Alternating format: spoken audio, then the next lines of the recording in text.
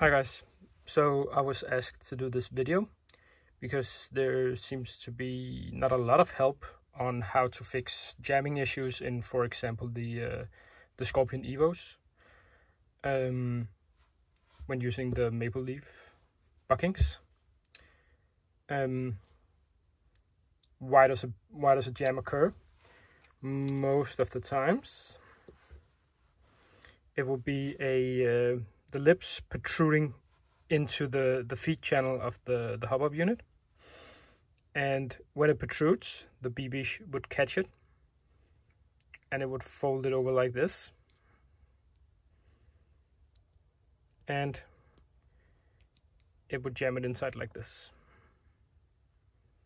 So this would be a jam. And of course, when you then open the gun and jiggle it around and see, then it will pop out. So you don't really see this, but this is what's causing the jams and the double shots and a lot of the things in the Evo.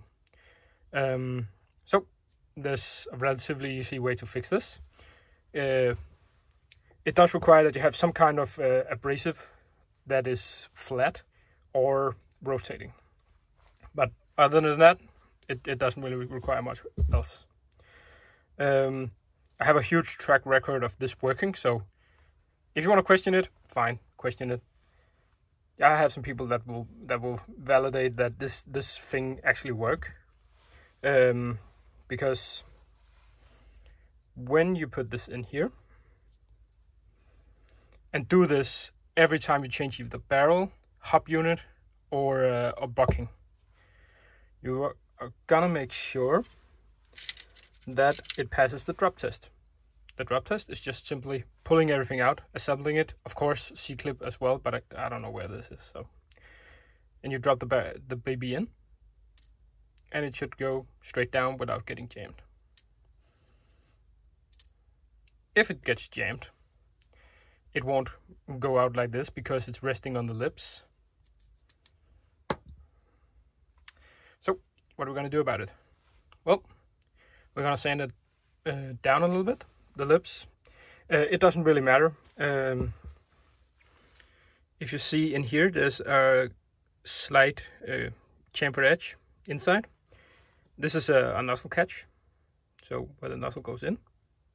And yeah, the nozzle goes into the bucking. It doesn't rest on the lips like a lot of people say, like here.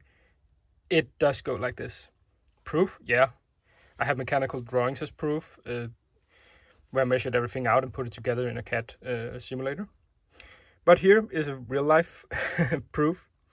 This is like a nickel chrome over a brass. So if you see this ring, this is where it actually goes inside the bucking, like here. The rest of the marks here is where the BBs from the feed tube are resting against it. So the BB would be resting against it here, and it would retract like this, and it would polish the nozzle a little bit. But you can see the ring here. It's where it goes in here. So it goes inside the bucking. So to fix the lip problem, oh yeah, and it doesn't matter because you see this chamfered edge. It goes a way bit down into the bucking. So of course you shouldn't grind everything off. That would be too much anyway. But you can grind some of it off. The seal actually just occurs when you get down into the bucking. There's just like a straight edge down. That's where it actually seals it. There. So it just used this chamfered edge to guide the nozzle in. So you can take some of it off.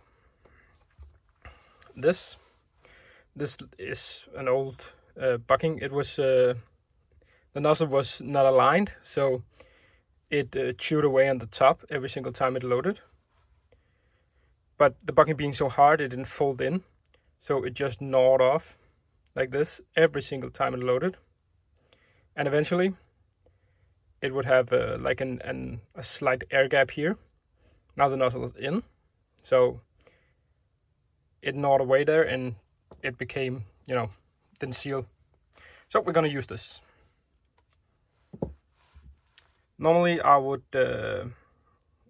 sand it down. I'm gonna show you two methods. This is a primitive lathe, as I learned from another guy on the HPA forum. It's just an old outer barrel and an old inner barrel, and you can rotate it like this.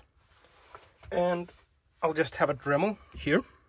This is a very fine Dremel head, so it won't really take a lot off. For big jobs, I would use something like this, maybe a little bit finer than this. But this is very fine. It's just for demonstration purposes. And I'm just going to hold it to the one side, because if you do this, you won't have the same angle all the way around. So just one side. I'll just bring you down with me. So not like this, only on one side. So from side view, like this. And I will rotate it around like that. So just a quick demonstration of this. You can't hear me for the noise. Oh yeah, you can. So it's rotating this, so a full turn.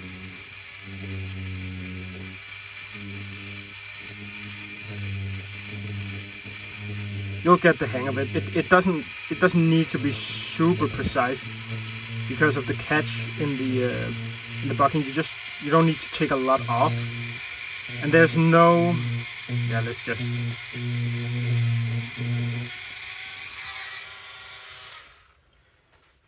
there's no exact amount you need to take off. At this point, it's take a little off, mount it in your gun, fire it, see if it jams. If it still jams, then you need to sand off a little bit more.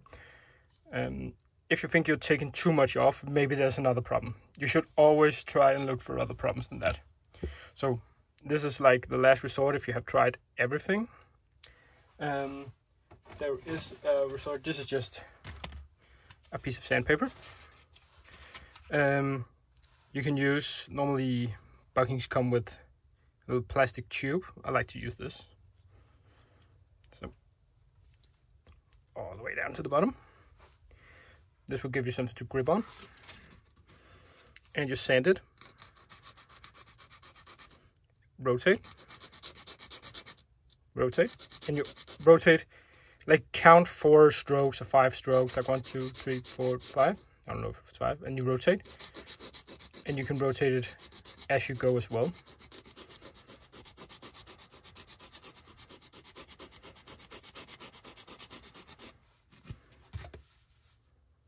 So if you saw it before and see it now,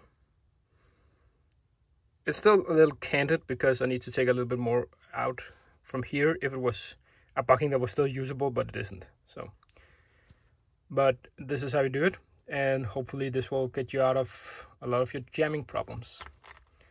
So, see you again next time.